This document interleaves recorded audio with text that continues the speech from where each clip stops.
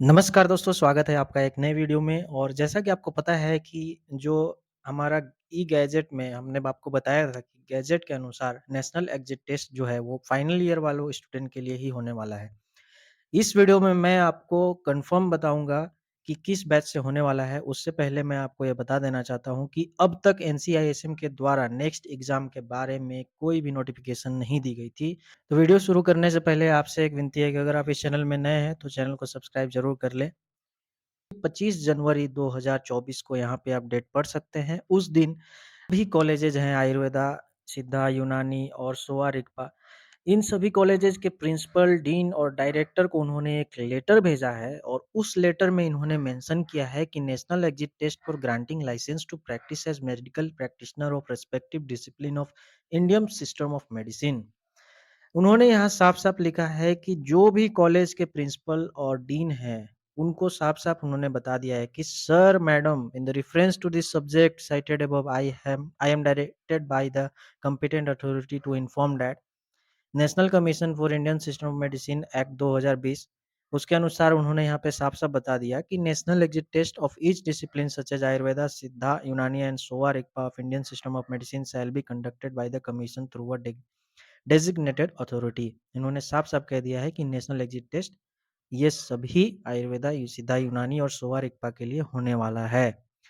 और अगर आप पूछेंगे कि बाकी चीज़ें जैसे कि इसमें सिलेबस क्या होगा? ये भी पहले कन्फर्म नहीं था। ये बहुत बड़ा कन्फ्यूज़न बन के रह गया था, तो उसको भी मैं आपको यहाँ पे क्लियर कर देता हूँ। इन्होंने यहाँ पे साफ-साफ लिखा है कि examination shall be problem based to the test that clinical competency, understanding of medical ethics, and the ability to deal with medical legal cases as a medical practitioner in the discipline Ayurveda, यूनानी, सिद्धा and Sowa Rigpa. इन्होंने यहाँ पे लिख दिया है कि जो एग्ज़ाम होगा वो प्रॉब्लम बेस्ड के ऊपर डिपेंड होगा। तो इससे क्लियर हो गया है कि एग्ज़ाम एमसीक्यू नहीं होगा। बहुत सारे यूट्यूब पे आपको वीडियोज़ मिल जाएँगे, वहाँ पे बताया जा रहा था कि एमसीक्यू बेस्ड होगा, क्योंकि एमबीबीएस वालों के लिए एमसीक्यू बेस्ड रखा गया था। ऐसा नहीं है, यहाँ पे इन्होंने प्रॉब्लम बेस्ड रखा है और ये क्लिनिकल एग्ज़ामिनेशन होगा। क्लिनिकल केसेज़ रहेंगे, उसके बारे में आपको लिखना पड़ेगा, उसका मेडिसिन, मेडिकल एथिक्स के बारे में भी क्वेश्चंस पूछे जाएँगे कि आप एक डॉक्टर हैं, तो आपके द्वारा अगर किसी पेशेंट को कुछ हो जाता है, तो आपके ऊपर कौन-कौन से केसेज़ लगेंगे, आपको उसको कैसे हैंडल करना है, या मेडिको लीगल केसेज़ के बारे में आपको पढ़ना है कि आपके पास किस तरह के पेशेंट आते हैं, तो उनको ट्रीट करना चाहिए कि नहीं करना चाहिए। तो ये सभी नॉलेज को वो जाँच करेंगे कि आपको ये सब आता है कि नहीं आता है, उसके लिए इस एग्ज़ाम में इन्होंने सिलेबस में रखा है। तो मेन तो आपका क्लिनिकल चीज़ है कि अगर आप आयुर्वेद वाले हैं, तो आयुर्वेद के जो भी डिसीज़ेज़ हैं, उसका आपको प्रॉपर नॉलेज होना चाहिए और आपको क्लिनिकली सोच करके उसका आपको आंसर लिखना पड़ेगा। और बाकी चीज़ें तो आपको पता ही है कि ये जो है फरवरी और अगस्त में एग्ज़ाम होने वाला है।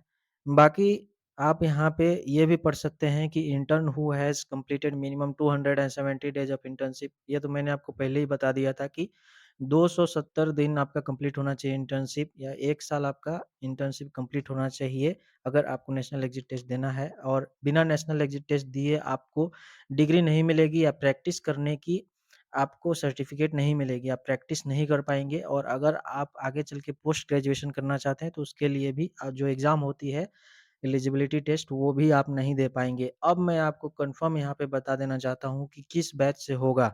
तो यहाँ पे आप साफ-साफ पढ़ सकते हैं कि बैचलर ऑफ यूनानी मेडिसिन एंड सर्जरी और बैचलर ऑफ सिद्धा medicine surgery, as the case may be, so you are directed to disseminate this information to all the final year students।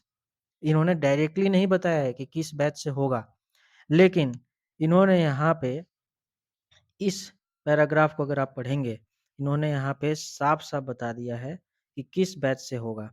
देखिए, इन्होंने लिखा है कि ये इन्फॉर्मेशन जो है वो सभी फाइनल ईयर स्टूडेंट और इंटर्नी जो हैं वो अपने कॉलेज के सभी इंटर्नी को और फाइनल ईयर स्टूडेंट्स को ये इन्फॉर्मेशन शेयर करना है, सभी प्रिंसिपल और डीन रिस्पेक्टिव कॉलेजेस के।